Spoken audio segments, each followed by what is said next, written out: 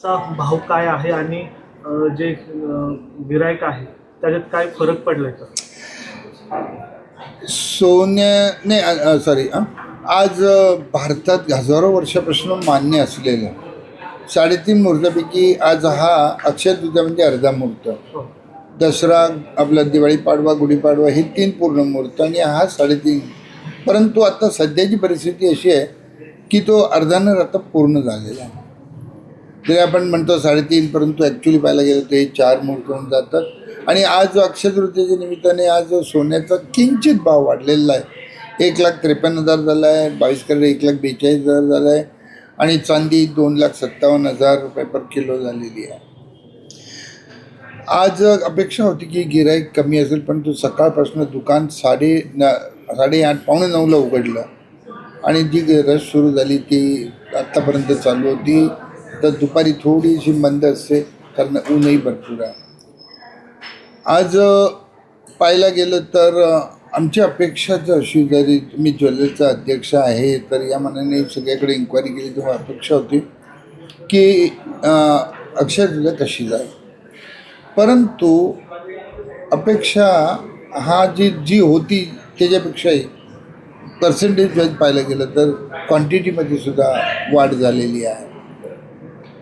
जरी आता गेले 2-3 सण गेल्या 2 वर्षापासून तर आपल्याला असं आढळून येईल की प्रत्येक वर्षी सेल हा मागच्या वर्षाला मागे टाकून जातो.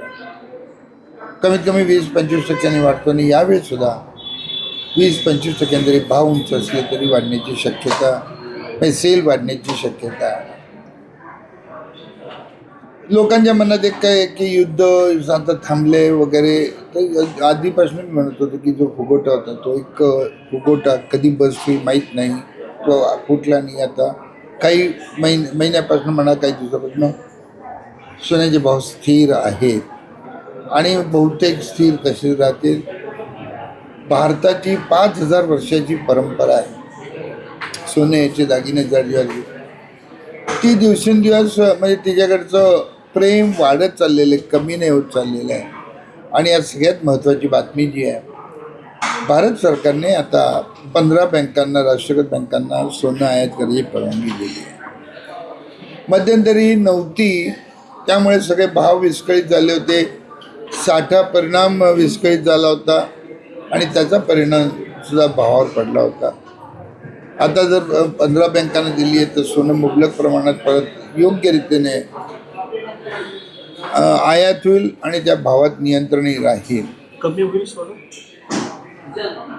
अजूनही युद्धाची शंका संपलेली नाही आहे. अजूनही काही एअर स्पेस अलाउ झालेली नाही आहे. त्यामुळे आणि प्रत्येक कंट्री जोपर्यंत सोनं खरेदी करायला थांबत नाही आहे तोपर्यंत भाव कमी होणे तरी शक्य दिसत नाही. पण जर संपूर्ण युद्ध थांबलं, राष्ट्रांनी किंवा प्रत्येक आपल्या देशाने सोनं खरेदी करायचं थांबलं, बँकांनी सोनं खरेदी करायचं थांबलं, तर मात्र शक्यता नाकारता येत नाही, कमी होण्याची नाकारता येत नाही. पण आजपर्यंत इतिहास गेल्या 75 वर्षाचा पहा, सोन्याच्या मध्ये ज्यांनी गुंतवणूक केली आहे त्याचं कधी नुकसान झालेलं नाही आहे. सोन्याचे भाव हे वाढत गेले. तुलना करा, 1968ला फक्त 100 रुपये तोळा होता आणि तोही तोळा म्हणजे जुना, 11 ग्राम 640 मिलीग्रामचा आहे. त्यावेळी 10 ग्राम नव्हतं.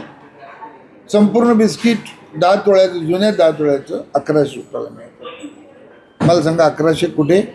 आणि आत्ता 100 ग्रामला आज 15,30,000 रुपये लागत आहे. चांदीचा भाव काय आहे? चांदीचा भाव आज 2,57,000 रुपये किलो आहे. चांदी भविष्यात कमी होऊ शकते? नाही होणार. चांदीमध्ये तुम्हाला सांगतो, इंडस्ट्रीयल डिमांड दिवसेंदिवस वाढत चाललेली आहे. बेस्ट कंडक्टर म्हणून आहे, लोकांना गिफ्ट आर्टिकलमध्ये सुद्धा चांदी फार मोठ्या प्रमाणात वाढत चालली आहे. आणि याच्या जर माझा जर पाहिजे असेल तर 19 मेला अधिक मास सुरू होतो आहे. आणि आपल्या महाराष्ट्रामध्ये एक पद्धत आहे की आपल्या ज्या काही स्त्रिया महाराष्ट्रामध्ये आहेत त्या आपल्या जुन्या पायल आणि जोडवी मासोळी ते बदलून वाढीव वजनाच्या घेत असतात, वाढीव किमतीच्या घेत असतात. या अधिक मासामध्ये फार मोठ्या प्रमाणात त्याचे असते. एका दिवसात जवळजवळ 2,000 बिलं फाटतात. आणि त्याचप्रमाणे जावयाला अनारसेसहित काहीतरी चांदीची भेटवस्तू दिली जाते. 21 अनारसे ते बरोबर दिले जातात. त्यामुळे अधिक मास हा बायकांसाठी आणि जावयांसाठी हा फार मानला होता. आणि यामध्ये गर्दी भयंकर असते, मग भाव काही असतो. मग चांदीचा जो वर्ग होतो तो आता सोन्याकडे शिफ्ट होतोय का? नाही, चांदीचा वर्ग हा वेगळा आहे. नाही, सोन्याचा जो आहे ना, डायमंडचा जो मध्ये काही लोक जायला लागली होती, परत आता सोन्याच्याकडे आकर्षित व्हायला लागले. सोन्यामध्ये वेगवेगळे फ्युजन डिझाईन्स वगैरे यायला लागले आहेत. म्हणजे त्यामध्ये तांबं चांदी याचे फ्युजन्स केलेले आहेत आणि त्याचे दागिने यायला लागले. आणि सगळ्यात महत्त्वाचं, चांदीसुद्धा आता दागदागिने मोठ्या प्रमाणात करायला लागलेले आहे. त्यामुळे यंग जनरेशन जे आहे ना, स्वस्तात किंवा भेट द्यायची किंवा स्वस्तात कुठे वापरायचे वेगळे डिझाईन्स, तर ते तेवढे घेतात. पण लग्न झाल्यावर मात्र ते काही कमी वापरतात. सोन्याकडे आकर्षण कमी होत नाही. आणि एक लक्षात ठेवा, देवाला सुद्धा तुम्ही सोन्याचे दागिने किंवा त्याचे असतात. आणि एक चांदीची मखर वगैरे करतात दोन्ही. म्हणून या 2 धातूला काही म्हणजे भविष्यात तरी मरण नाही.